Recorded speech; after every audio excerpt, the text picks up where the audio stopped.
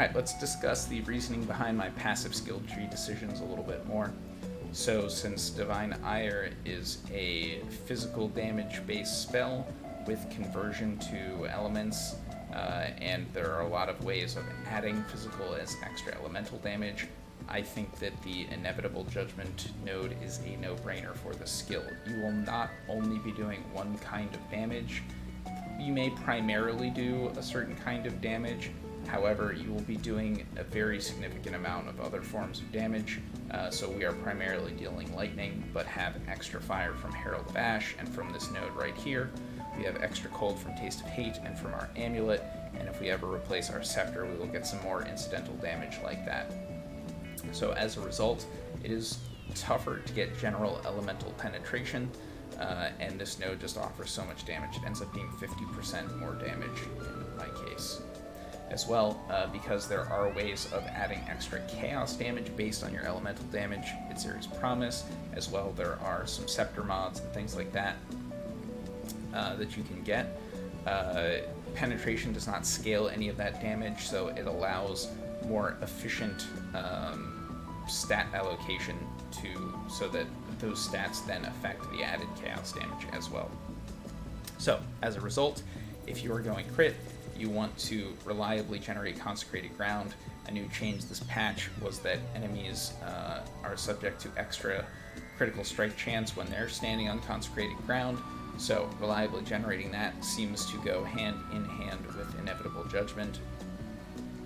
And as a result, we go this route here, and it's good for a lot of other reasons too. Just an additional note, the crit chance listed here does not reflect that extra 100% increased critical strike chance. I have done the math and played with configurations. It does not factor that in currently in Path of Building. So, in terms of damage, we want cast speed, we want physical damage, we want elemental damage, we want lightning damage is okay, but not as good as general elemental damage. Critical strike chance and critical multi. So just going to quickly kind of mouse over the major nodes that contribute.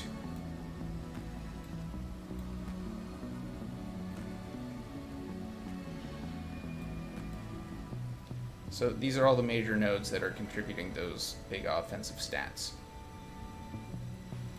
In terms of defensive stats, we're mostly just generating a big functional life pool, so we have a lot of life, ES, and mana, so anything that provides more than one of those is great. So I'll just highlight the big nodes that contribute those kinds of stats. Little block and spell block here. Oops. Sorry, this one does not. This one does. This one does.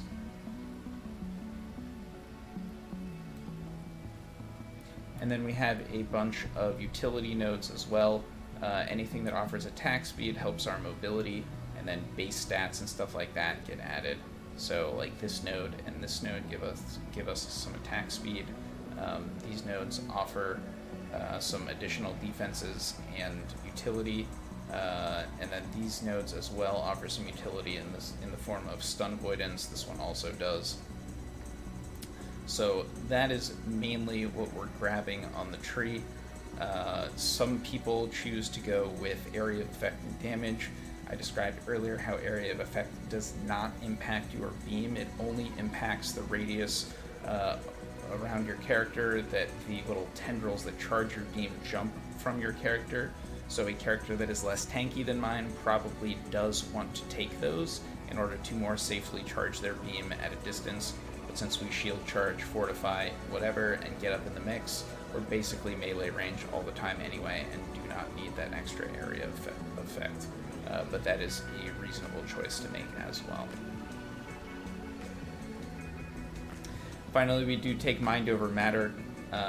It just adds a big hunk of extra sustain, but you certainly can sacrifice Mind Over Matter and some of these mana nodes for some extra damage in the form of auras. You could run Hatred, or you could run Zealotry.